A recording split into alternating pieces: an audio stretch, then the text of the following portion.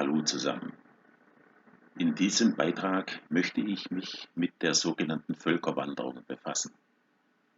Den Begriff Völkerwanderung werden die meisten noch aus ihrer Schulzeit kennen. Gemeint sind dabei die Wanderung verschiedener, vorwiegend germanischer Stämme kreuz und quer durch Europa, was schließlich zum Zusammenbruch des Weströmischen Reiches führte. In früheren Jahrzehnten wurde der Beginn der Völkerwanderung im Allgemeinen mit dem Zug der Kimbern, Teutonen und Ambronen im Jahr 113 vor Christus von der Nord- und Ostseeküste nach Süden in das Römische Reich definiert. Nach Ansicht von Historikern sollen Klimaverschlechterungen und Missernten Grund für diese Wanderungsbewegung gewesen sein. Nun ja, anscheinend hat sich in den letzten 2 Jahrtausenden nicht viel geändert, denn auch heutzutage versucht man mit dem bösen Klimawandel alles Mögliche zu begründen. In neuerer Zeit wurde der Beginn der Völkerwanderung um gut 400 Jahre nach hinten verlegt, zum Start des Huneinfalls in Europa. Doch gleichgültig, welches Datum man als Beginn der Völkerwanderung wählt, handelt es sich doch nur um Episoden einer viel größeren und länger andauernden Wanderungsbewegung, die aber seltsamerweise im allgemein verbreiteten Geschichtsnarrativ keine größere Rolle spielt. Dabei muss man nur etwa 12.000 Jahre zurückgehen. Da sahen Mittel- und Nordeuropa in etwa so aus. Große Flächen Europas lagen unter einem dicken Eispanzer. Der nördliche skandinavische Eisschild reichte in der letzten Eiszeit, der sogenannten Weichsel-Würm-Eiszeit, bis zur Linie Hamburg-Berlin.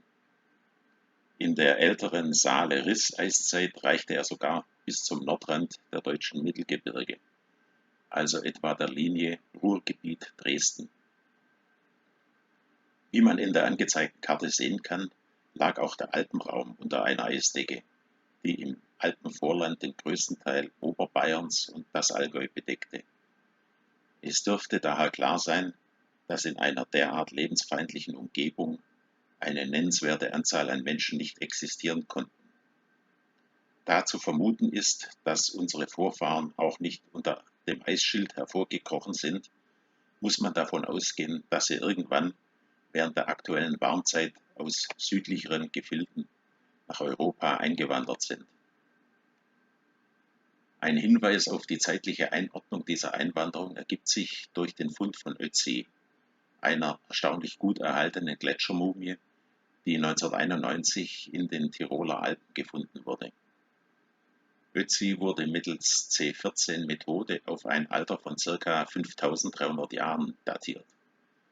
Genanalysen, die zwischenzeitlich durchgeführt wurden, zeigen, dass der Gletschermann Y-Chromosomen aufweist, die in der heutigen europäischen Bevölkerung sehr selten sind und eine erhöhte Häufigkeit nur noch in isolierten Gegenden wie Sardinien oder Korsika vorkommt. Dies deutet darauf hin, dass die relativ kleine neolithische Bevölkerung in Europa durch spätere Zuwanderer weitgehend verdrängt wurde und dass diese Einwanderung innerhalb der letzten 5000 Jahre erfolgt sein dürfte. Ein wichtiger Ansatzpunkt, um die Herkunft der europäischen Völker zu entschlüsseln, bilden die verschiedenen Sprachen und Sprachfamilien in Europa und dem westlichen Asien. Bereits den Sprachforschern im 18. und 19. Jahrhundert fielen die zahlreichen Ähnlichkeiten zwischen den verschiedenen europäischen, nahöstlichen und nordindischen Sprachen auf. Anfang des 19. Jahrhunderts prägte der dänische Geograph Konrad Malte Bruun die Sammelbezeichnung indogermanische Sprachen für diese Sprachfamilie. In der jetzt angezeigten Tabelle sind einige grundlegende Wörter in verschiedenen indogermanischen Sprachen dargestellt.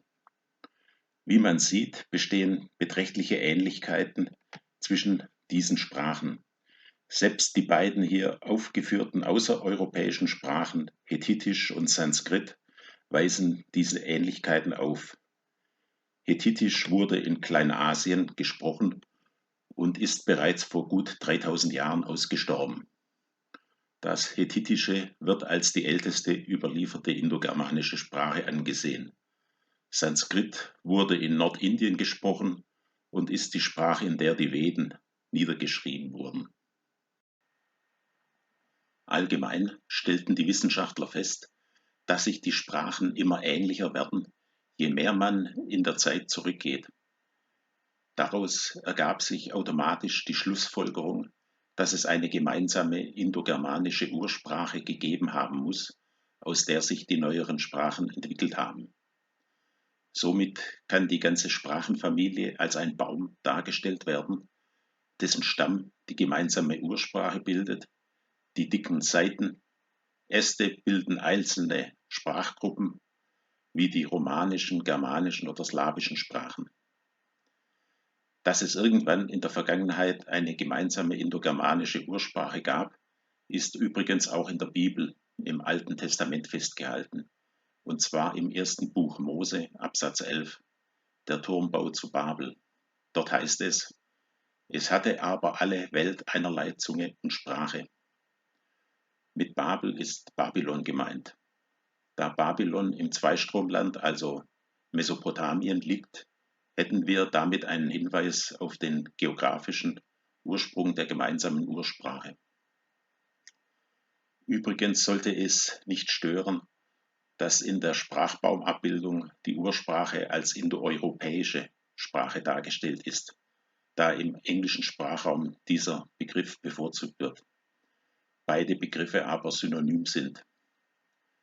Der Begriff Indogermanisch hat allerdings durchaus seine Berechtigung, wie man auf der jetzt angezeigten Karte von Eurasien sehen kann, in der die geografische Verbreitung der verschiedenen Sprachfamilien farblich dargestellt ist. Die indogermanische Sprachfamilie ist hierbei ockergelb. Der ursprüngliche indogermanische Sprachraum reicht dabei von den germanischen Ländern Island und Norwegen im Nordwesten bis nach Nordindien im Südosten. Wie man sieht, ist Europa fast komplett von indogermanischsprachigen Völkern bewohnt. Es gibt nur wenige Ausnahmen, nämlich Finnland, Estland, Ungarn und einige kleine Völker im Norden von Russland.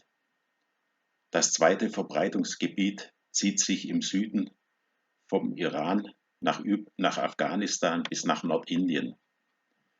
Die Trennung der Indoeuropäer in zwei Verbreitungsgebiete ist auf den späteren Vorstoß von Turkvölkern, hier in rosa Farbe dargestellt, nach Südwesten bis nach Kleinasien zurückzuführen, was im Jahr 1453 mit der Eroberung Konstantinopels durch die Türken seinen Höhepunkt fand. Natürlich sind die indogermanischen Sprachen heutzutage auch in Nord- und Südamerika, Australien, Neuseeland und Südafrika anzutreffen.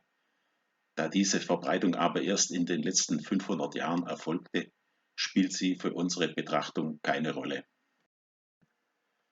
Es stellt sich somit die Frage, wie es zu dieser merkwürdigen geografischen Verteilung der indogermanischen Völker gekommen ist.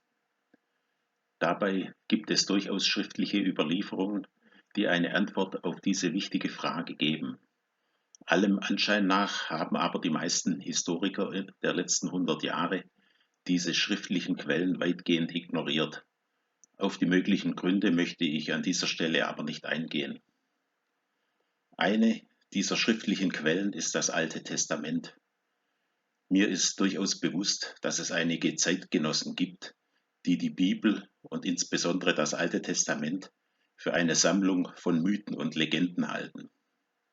Diese Ansicht ist definitiv falsch, denn es konnten im Laufe der Zeit eine ganze Reihe von historischen Ereignissen, die im Alten Testament beschrieben sind, durch andere unabhängige Quellen bestätigt werden. Ein solches Beispiel möchte ich jetzt näher beschreiben, da es meines Wissens das erste Mal der Fall war, dass historische Angaben im Alten Testament hieb- und stichfest bestätigt werden konnten.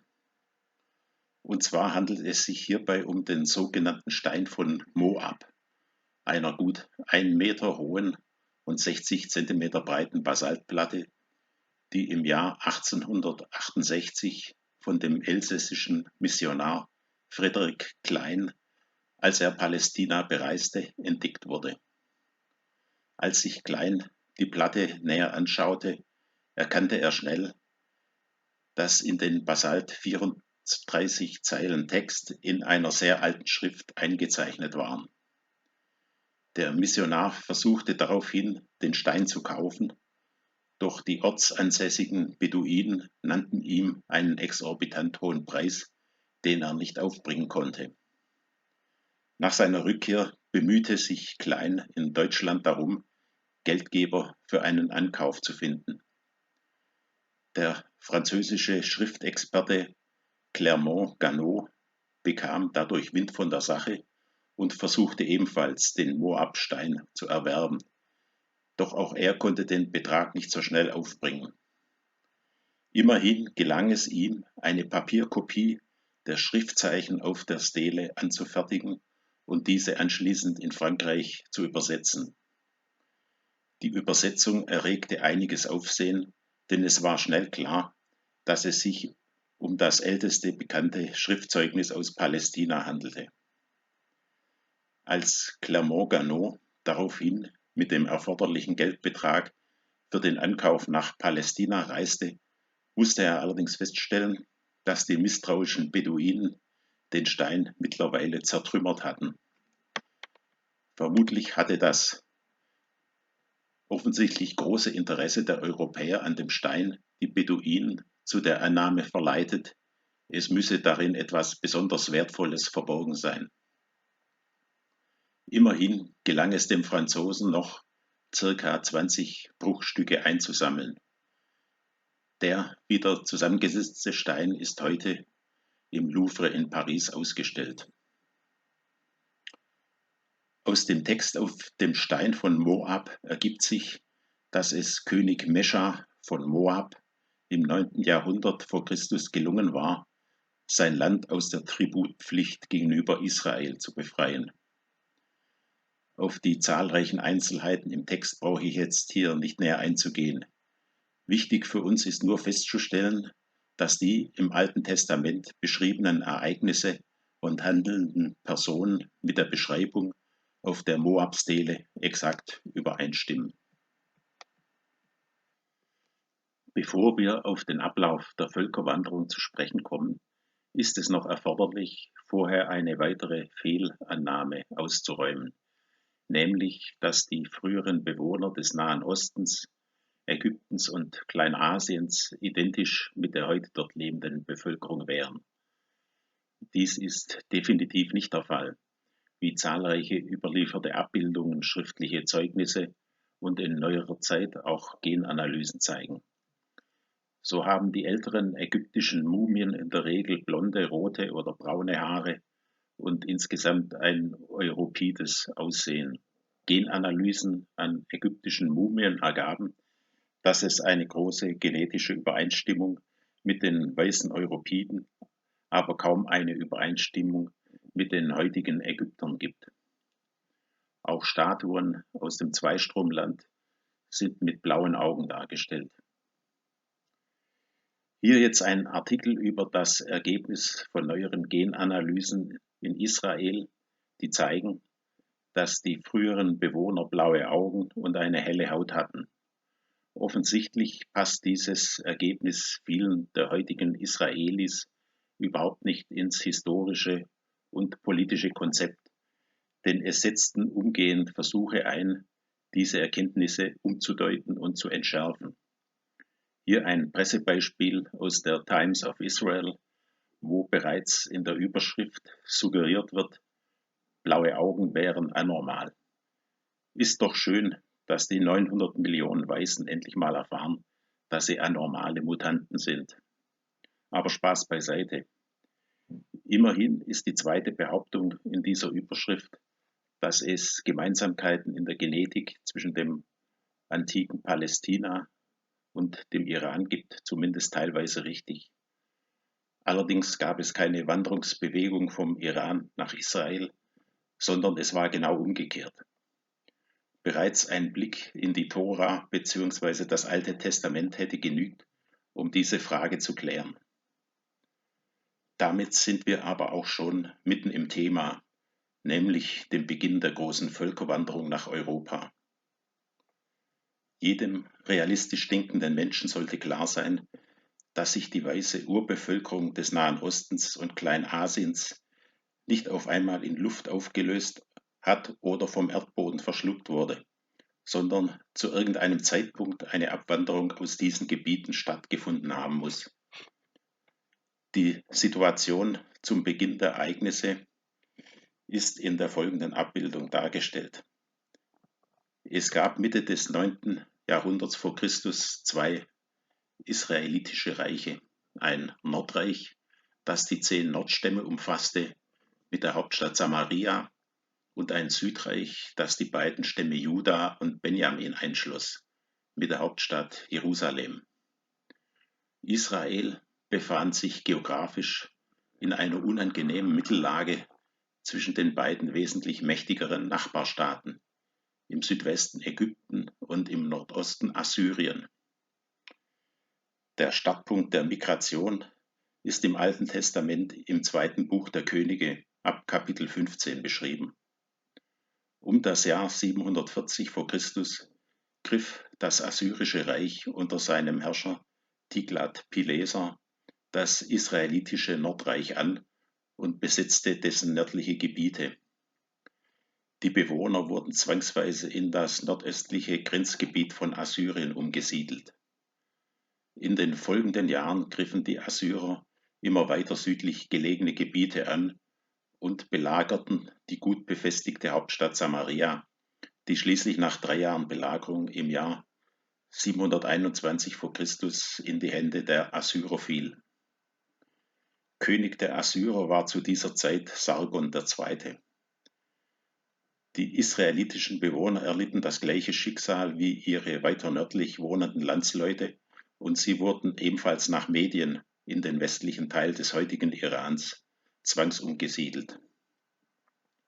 Wie im Alten Testament festgehalten ist, wurden in den südlichen Teil des von den Israeliten geräumten Gebietes ein Volk aus dem Assyrischen Reich angesiedelt.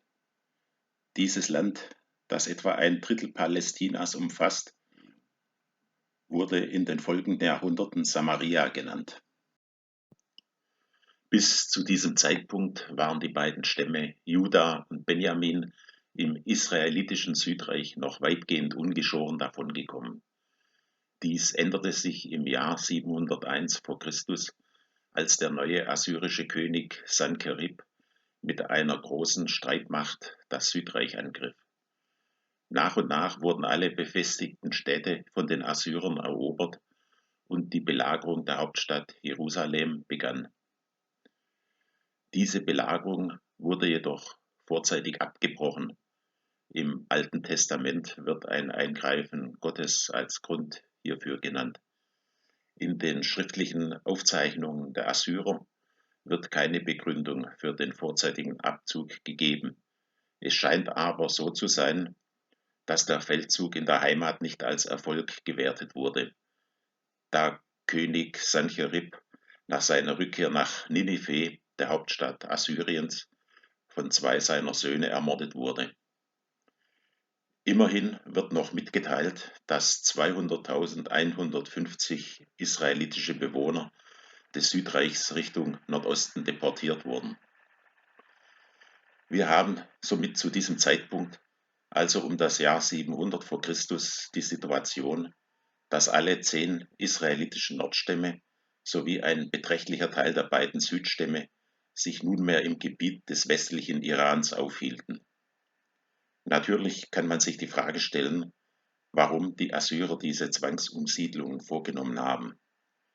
Die naheliegendste Antwort darauf dürfte sein, dass die Assyrer das frisch eroberte Gebiet in Medien neu besiedeln und die Israeliten als Puffer gegen feindliche Nachbarvölker einsetzen wollten. Man kann mit Sicherheit davon ausgehen, dass diese Kriegshandlungen und die Zwangsumsiedlung viele tausend Todesopfer auf israelitischer Seite gefordert haben. Dennoch denke ich, dass diese Zwangsmigration in den westlichen Iran für die Israeliten auf mittlere und längere Sicht sehr positive Auswirkungen hatte. Sie wurden aus der unangenehmen Mittellage, eingeklemmt zwischen den übermächtigen Reichen der Ägypter und Assyrer, befreit, und sie kamen aus dem kleinen, dicht bevölkerten Palästina in einen Landstrich mit wesentlich geringerer Bevölkerungsdichte, wo es im Osten und Norden noch große, nahezu unbewohnte Gebiete gab. Allerdings waren die Israeliten auch gezwungen, ihre Lebensweise beinahe komplett umzustellen. Die meisten Gebiete im Iran sind ziemlich trocken und für Ackerbau ungeeignet, und die Neuankömmlinge waren daher gezwungen, zur nomadischen Viehhaltung überzugehen. Wenn die Futtervorräte in einem Gebiet erschöpft waren, mussten die Zelte abgebrochen und die Viehherden in eine benachbarte Region getrieben werden. Es lohnte sich für die Israeliten daher normalerweise nicht, aufwendige befestigte Siedlungen zu errichten. Es ist auch möglich, dass es den Israeliten von den Assyrern verboten wurde, befestigte Siedlungen anzulegen, da diese sicherlich keine Lust hatten, langwierige Belagerungen durchzuführen, sollte es einmal erforderlich sein, eine Strafexpedition bei einem aufmüpfigen, unterworfenen Volk durchzuführen. Allerdings sollten die Assyrer bald die Erfahrung machen, dass es schwierig ist, ein Nomadenvolk längerfristig unter Kontrolle zu halten. Dies gelang ihnen zwar noch während der ersten Jahrzehnte nach der Zwangsumsiedlung, doch etwa ab der Mitte des 7. Jahrhunderts vor Christus entwickelte sich zunehmend ein Abnutzungskrieg zwischen beiden Seiten. Vorstößen der assyrischen Armee konnten die Israeliten einfach ausweichen, indem sie mit ihren Herden in eine andere Gegend zogen. Als es auch in anderen Teilen des Assyrischen Reiches Aufstände gab, unter anderem in Babylonien, kollabierte es schließlich. Die assyrische Hauptstadt Ninive fiel im Jahr 612 vor Christus. Die Nachfolge des Assyrischen Reiches trat das bereits erwähnte Babylonien an, und auch Babylonien führte die von den Assyrern gepflegte Tradition fort, kleinere Nachbarstaaten anzugreifen und Zwangsumsiedlungen durchzuführen. Im Jahr 597 vor Christus wurde Jerusalem vom babylonischen Herrscher Nebukadnezar II. Erobert. Im Alten Testament steht hierzu Folgendes: Und die Chaldäer ist ein anderer Name für Babylonier, verbrannten das Haus des Königs und die Häuser der Bürger und rissen die Mauern Jerusalems nieder. Was aber noch an Volk in der Stadt war und wer zu ihnen übergelaufen war, die führte Nebuzaradan, der Oberste der Leibwache, alle miteinander gefangen nach Babel. Aber von dem geringen Volk, das nichts hatte, ließ zur selben Zeit Nebuzaradan, der Oberste der Leibwache, etliche im Lande Juda zurück und gab ihnen Weinberge und Felder. So begann die sogenannte babylonische Gefangenschaft, die bis zum Jahr 539 vor Christus andauerte, als die Perser unter König Kyros II. Babylon eroberten. König Kyros erlaubte den verschleppten Israeliten wieder nach Palästina zurückzukehren, was auch ca. 50.000 taten. Hierzu wieder ein Zitat, diesmal von Flavius Josephus, einem im 1. Jahrhundert nach Christus lebenden Historiker. Und nachdem er den Brief den Juden in Babylon vorgelesen hatte, behielt er das Original für sich, während er eine Abschrift davon an alle seine in Medien lebenden Landsleute sandte. Diese wurden von hoher Freude durchdrungen, als sie die Kunde von der gottesfürchtigen Gesinnung des Königs und seinem Wohlwollen gegen Esdras vernommen hatten. Und viele von ihnen begaben sich alsbald mit ihrer Habe nach Babylon, um von dort nach Jerusalem zurückzukehren. Die große Masse des Volkes aber blieb im Lande. Daher kam es, dass nur 2 Stämme in Asien und Europa den Römern untertan sind, während die 10 übrigen Stämme als eine unendliche, unzählbare Menge noch heutigen Tages jenseits des Euphrat wohnen. Soweit das Zitat. Josephus beschreibt hier also die Szene, als der Brief mit der Anweisung des persischen Königs, die in Babylon gefangenen Israeliten freizulassen, überbracht wurde. Und zwar wurden in einer Abschrift auch die Nachfahren der 10 Nordstämme und der 200.000 Judäer in Medien, die von den Assyrern verschleppt worden waren, über die Möglichkeit informiert, nach Jerusalem zurückzukehren. Es entschieden sich allerdings insgesamt nur ca. 50.000 Israeliten, darunter auch einige tausend Edomiten, dazu, nach Palästina zurückzukehren. Wir sind jetzt an einem entscheidenden Punkt angelangt, denn wenn man der aktuellen Mainstream-Geschichtsschreibung folgt, haben sich die verschleppten Israeliten in Medien, also dem Westiran, quasi in Luft aufgelöst und tauchen im weiteren Geschichtsnarrativ nicht mehr auf. Josephus beschreibt hier aber genau das Gegenteil, nämlich dass sich die dortigen Israeliten zu einer riesigen, unzählbaren Menge vermehrt hatten. Dies erscheint auch durchaus plausibel, dass sich ein Volk, dem es gut geht, bei den damaligen hohen Geburtenraten durchaus alle plus minus 30 Jahre verdoppeln kann. Und seit dem Beginn der Zwangsumsiedlungen waren immerhin schon 180 Jahre vergangen. Wenn man diesen langen Zeitraum bedenkt, finde ich es auch bemerkenswert, dass die Israeliten in Medien und in Babylon offensichtlich immer noch in Verbindung miteinander standen. Was das Verschwindenlassen der Israeliten durch Mainstream-Historiker erheblich erleichtert hat, ist der Umstand, dass sie ab dem Zeitpunkt der Zwangsumsiedlung mit neuen Namen belegt wurden. 2 dieser Bezeichnungen für die Israeliten, denen später noch viele weitere folgen sollten, waren die Namen Skythen und Chimärer. Der Name Chimärer kann darauf zurückgeführt werden, dass die Assyrer und Babylonier die Israeliten als Ghimiri oder Qumri bezeichnet hatten. Die Herkunft der Bezeichnung Skythen ist weniger klar, doch tauchte dieser Begriff gleichzeitig mit den deportierten Israeliten im Iran auf. Zum Zeitpunkt der Beendigung des babylonischen Exils hatten sich Teile der Israeliten bzw. Skythen schon auf den Weg nach Norden Richtung Kaukasus und nach Osten Richtung Baktrien aufgemacht. Ob einzelne Sippen und Stammesverbände bereits den Kaukasus überquert hatten, ist unklar. Doch wissen wir vom griechischen Historiker Herodot, dass die Skythen ca. 100 Jahre später bereits bis zur Ukraine und der Halbinsel Krim vorgedrungen waren. Immerhin gibt es einen Hinweis darauf, wo genau viele der Skythen den Kaukasus überquert haben. Den leichtesten Übergang nach Europa stellt der ca. 2400 Meter hohe Dariel-Pass dar.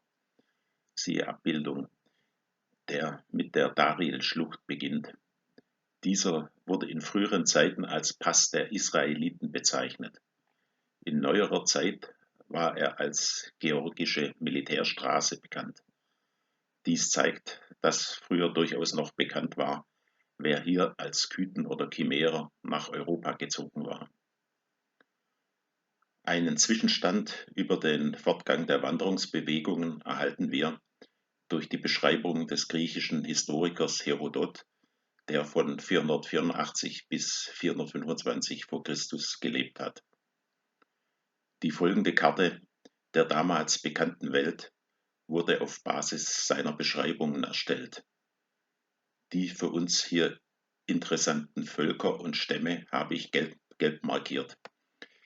Die Bezeichnungen sind alle in lateinischer Form angegeben. Man sieht, dass die Skythenstämme der Chimärer, Geten, Massageten, Thysageten, Sarmaten, hier noch als Sauromaten bezeichnet, und Saken bereits weit nach Norden bis an das Nordufer des Schwarzen Meeres, also der heutigen Ukraine, vorgedrungen waren. Man sieht aber auch, dass die Skythen zudem weit nach Osten in das Gebiet östlich des Kaspischen Meeres, also Zentralasien, gezogen waren. Bei den sogenannten Geten handelt es sich um die späteren Goten, wie der im 6. Jahrhundert lebende gotische Geschichtsschreiber Jordanes in seinem Werk Getica beschreibt. Nördlich und westlich der Donau, die damals noch Istrus genannt wurde, sind nur die Kelten eingezeichnet. Die germanischen Stämme waren im 5. Jahrhundert vor Christus noch nicht in Mitteleuropa und Skandinavien angekommen. Man kann davon ausgehen, dass die skythisch-germanische Besiedlung Mittel- und Nordeuropas erst ab dem 4. oder 3. Jahrhundert vor Christus erfolgte. Es ist naheliegend, dass die nomadische Lebensweise der Skythen dazu führte, dass die Pferdehaltung eine große Rolle im Alltagsleben einnahm, so dass sie aus heutiger Sicht allgemein als Reitervolk wahrgenommen werden. Hier ein assyrisches Relief, das chimärische Reiter darstellt. Wie man sieht, trugen die Chimärer und Skythen bereits in dieser frühen Phase Hosen und eine Art Zipfelmütze. Die Hosen waren später auch für die Germanen typisch. Eine römische Toga wäre beim Reiten auch nicht gerade praktisch gewesen. Auch die Reiterbögen in Recurve-Form waren bereits in Verwendung. Weitere Darstellungen des skythischen Alltagslebens sind durch die zahlreichen Goldschmiedearbeiten, die in den Skythengräbern gefunden wurden, überliefert. Hier einige Abbildungen von sehr aufwendig gearbeiteten skythischen Goldgegenständen. Man kann unschwer erkennen, dass es sich bei den abgebildeten Skythen um weiße Europide handelt. Es gibt aber auch noch eindeutiger Hinweise darauf, wie die Skythen ausgesehen haben und wie sie bewaffnet waren. Ich spreche hier von den zahlreichen Grabhügeln, die die Skythen für ihre Verstorbenen errichtet haben und aus deren Vorkommen auch Rückschlüsse auf das Verbreitungsgebiet dieser Reitervölker möglich sind. Diese Grabstätten, auch Kurgane genannt, sind gerade in besonders kalten Gegenden mit Dauerfrostboden wie dem Altai-Gebirge am Westrand der Mongolei und dem Tian-Shan-Gebirge auf der jetzt angezeigten Karte in gelber Schrift besonders gut erhalten. Hier eine Aufnahme von der Freilegung eines solchen Grabmals im Altai. Die bedeckende Erdschicht ist bereits entfernt. Die Geröllschicht liegt auf einer Lage aus Holzbalken, unter der sich die Grabkammer befindet. Skythische Krieger wurden normalerweise zusammen mit ihrem Pferd und ihren Waffen beerdigt. Hier jetzt zwei Beispiele von gefriergetrockneten skythischen Kriegern. Wie man sieht, handelt es sich unzweifelhaft um Europide, die damals somit bis in die westliche Mongolei und den Westrand der Taklamakan-Wüste in China vorgedrungen sind. Interessant ist auch, dass die Skythen bereits mit Kompositbögen ausgerüstet waren, die aus Holz, Horn, Knochen und Sehnen zusammengeleimt waren. Diese Bauart erlaubt kleinere Bogenlängen mit ausreichender Durchschlagskraft, die auch auf dem Pferderücken noch gehandhabt werden können. Auch skythische Frauen wurden in solchen Grabmalen bestattet. Aber natürlich gibt es diese skythischen Grabhügel nicht nur in Zentralasien, sondern auch in Südrussland und der Ukraine. Ein interessanter Hinweis ist bei Herodot zu finden, der geschrieben hat, dass die Skythen keine Schweine als Tieropfer verwendeten und diese auch nicht züchteten. Somit ist klar, dass sie auch kein Schweinefleisch aßen, was wiederum auf die israelitische Herkunft der Skythen hinweist. Auch der norwegische Abenteurer und erfolgreiche Buchautor Thor Heyerdahl kam in seinem letzten Projekt zu der Auffassung, dass es keine Wanderungsbewegung aus Skandinavien zum Schwarzen Meer gab, sondern dass die Völkerwanderung genau umgekehrt verlief, also vom Schwarzen Meer nach Skandinavien. Auf die richtige Spur kam Heyerdahl durch die Lektüre der Edda, die vom isländischen Historiker Snorre Sturluson im 12.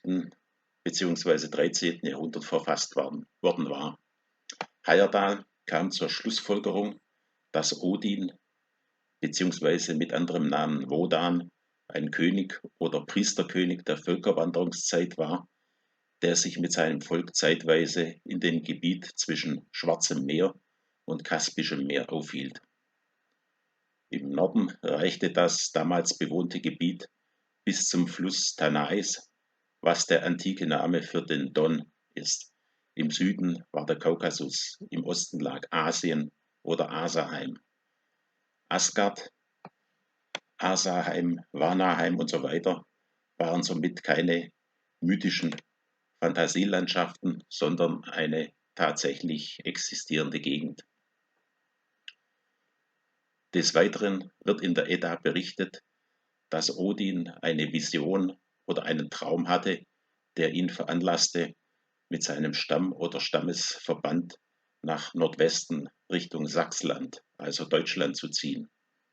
Von dort aus soll er nach Dänemark, Schweden und Norwegen weitergezogen sein. Heyerdahl organisierte im Jahr 2001 Ausgrabungen in Südrussland, bei denen auch einige Funde gemacht wurden, doch starb er im Frühjahr 2002 an einem Gehirntumor. Meines Wissens wurden danach keine weiteren Untersuchungen vorgenommen, doch veröffentlichten einige Projektmitglieder noch das Buch Search for Odin, die Suche nach Odin, in dem die gesammelten Erkenntnisse dargestellt wurden. Auch die Verbreitung der Runenschrift weist auf eine Wanderungsbewegung von Südosten nach Nordwesten hin. So tauchen die Runen in Skandinavien und Norddeutschland erst ab dem 2. Jahrhundert nach Christus auf. Runenfunde in Zentralasien, hier auf einem Silberbecher in Kasachstan, sind dagegen deutlich älter. Die Runenzeichen entwickelten sich vermutlich aus den phönizischen bzw. paläo-hebräischen Schriftzeichen. Die deutsche Bezeichnung Buchstaben weist noch heute darauf hin, dass die Runen häufig mit dem Messer in Buchenstäbe geritzt wurden. Dadurch ist auch die eckige Form der Runen erklärbar, da runde Buchstaben schwierig ins Holz einzuschneiden waren. Schauen wir uns nochmal die Karte von Herodot an. Im Süden des Iran ist überraschenderweise ein Volk der Germani, also der Germanen, eingezeichnet. Tatsächlich findet sich auch in den Aufzeichnungen von Herodot eine Erwähnung dieses Stammes, der somit im 5. Jahrhundert vor Christus noch im Iran gelebt hat. Es kann vermutet werden, dass dieses Volk zusammen mit den anderen Skythenstämmen nach Europa gezogen ist und dass sein Name auf alle in Mittel- und Nordeuropa siedelnde Skythenstämme übertragen wurde. Dass der Name eines einzelnen Stammes auf den ganzen Stammesverbund übertragen wird, ist an und für sich nichts Ungewöhnliches. Deutschland wird ja auch von den südwestlichen Nachbarn als Alemannia oder Almagne nach dem Stamm der Alemannen bezeichnet. Im Norden hingegen, in Finnland, lautet der Name für Deutschland Saxa, also Sachsen. Die Beobachtung, dass die nach Mittel- und Nordeuropa kommenden Skythenstämme einfach in Germanen umbenannt wurden, wird durch folgendes Zitat des römischen Geschichtsschreibers Plinius Secundus, der im 1. Jahrhundert nach Christus gelebt hat, bestätigt. Der Name Skythen ist allenthalben in den der Sarmaten und Germanen übergegangen, und jene alte Benennung ist nur denjenigen Stämmen geblieben, welche den übrigen Menschen fast gänzlich unbekannt die entferntesten Gegenden bewohnen. Soweit das Zitat. Die Bezeichnung Skythen war demnach so etwas wie ein Sammelbegriff für die Völker, die sich weiter entfernt im damals völlig unbekannten Osten aufhielten. Sobald man näher in Kontakt mit einem dieser Völker kam, erhielt dieses einen spezifischen Namen wie Goten, Sarmaten, Saken oder Alanen. Aus den Saken könnten übrigens die Sachsen hervorgegangen sein und die Chimärer könnten die Vorläufer der Kimbern gewesen sein. Für die Thysageten habe ich bei einem Autor schon die Herleitung über Tyrageten zu Thüringern, also Thüringer Goten, gesehen. Hier ist eine Karte, die die Verhältnisse im 1. Jahrhundert nach Christus zeigt. Man sieht an den vielen Namen germanischer Stämme, die schon bald darauf wieder verschwunden sind, wie zum Beispiel Markomannen, Quaden, Cherusker, Hermann, Duren und so weiter, dass die Entwicklung in Mitteleuropa zu dieser Zeit sehr dynamisch verlief. Ständig kamen neue Sippen und Stämme aus dem Osten hier an und versuchten ebenfalls ihren Platz, ihren Lebensraum zu finden. In den folgenden Jahrhunderten entwickelten sich aus diesen kleineren Stämmen durch Zusammenschlüsse größere, langlebigere Stammesverbände, also Franken, Alemannen bzw. Schwaben, Bayern, Thüringer, Sachsen und Friesen, die auch heute noch eine gewisse Rolle spielen. Warum sind die Skythen bzw. Germanen nicht noch weiter nach Westen bis zum Atlantik gezogen? Ganz einfach, weil Gallien, also das heutige Frankreich, bereits von keltischen Stämmen bewohnt war, ebenso wie Italien und die Iberische Halbinsel. Diese waren als erste, wohl ca. 300 Jahre vor den Germanen, nach Süd- und Westeuropa eingewandert. Ein interessantes Dokument, das diese Einwanderung belegt, ist die sogenannte schottische Unabhängigkeitserklärung aus dem Jahr 1320. Es handelt sich dabei um ein Schreiben der schottischen Adligen an den damaligen Papst Johannes den 22. Es wurde versucht, den Papst als Schlichter im Krieg gegen die übergriffigen Engländer zu gewinnen. Hier jetzt die interessante Textpassage. Allerheiligster Vater und Herr, wir wissen und finden so in den Chroniken und altüberkommenen Büchern geschrieben, dass unter neben anderen berühmten Nationen auch unsere eigene, die schottische, mit weitreichender Anerkennung ausgezeichnet ist. Unsere Vorfahren zogen vom Großreich der Skythen durch das Mittelmeer und vorbei an den Säulen des Herkules, müsste Herakles heißen, und siedelten für lange Jahre unter höchst berüchtigten Stämmen in Spanien, ohne je irgendwo oder von welchem Volk auch immer, mag es noch so barbarisch gewesen sein, unterworfen worden zu sein. Schließlich kamen sie 1200 Jahre, nachdem das Volk Israel durch das Rote Meer gezogen war, in ihre jetzige Heimat im Westen, wo sie bis heute leben. Zuerst warfen sie die Bretonen hinaus, schlugen die Pikten vernichtend und nahmen dann, obwohl sie oftmals von Norwegern, Dänen und Engländern bedrängt wurden, nach zahllosen Siegen und unsäglichen Anstrengungen Besitz von dieser Heimat und hielten das Land, wie die Historiker früherer Tage bezeugen, seitdem frei von allen Abhängigkeiten.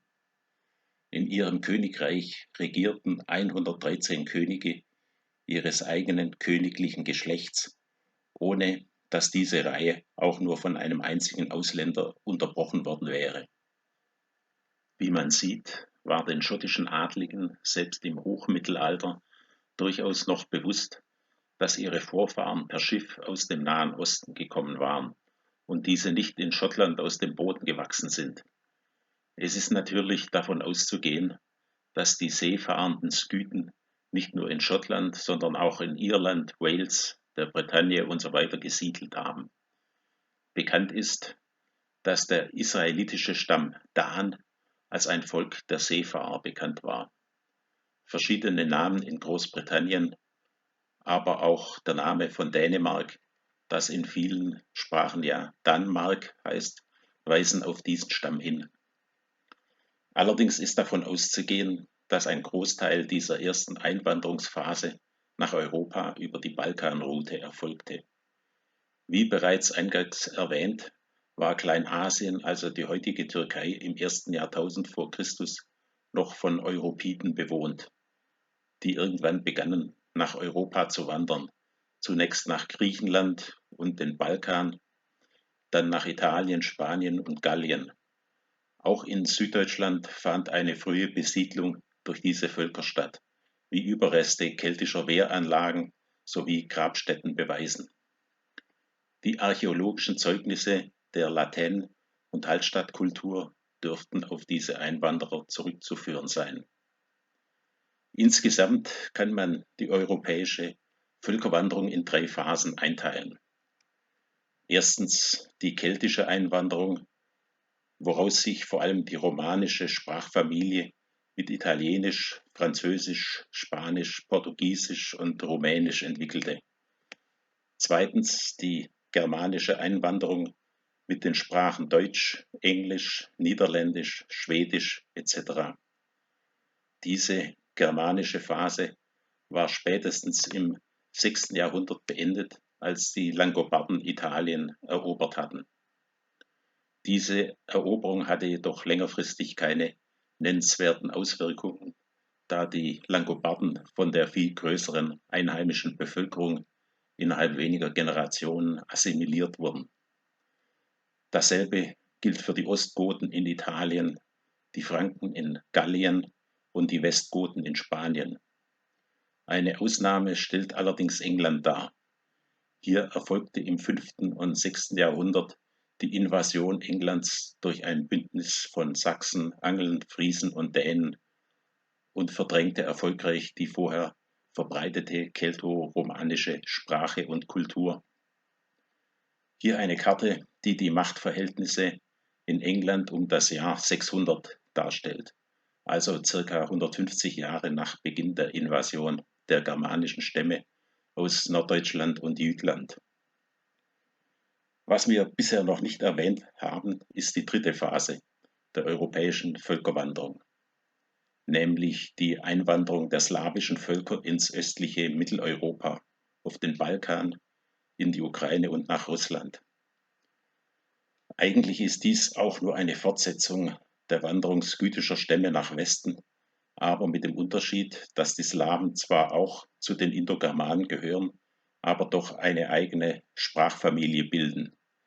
Dies deutet darauf hin, dass es über einen längeren Zeitraum eine beträchtliche räumliche Trennung von den anderen Skythenstämmen gab, so dass sich die germanische und slawische Sprachfamilie stärker auseinanderentwickeln konnten.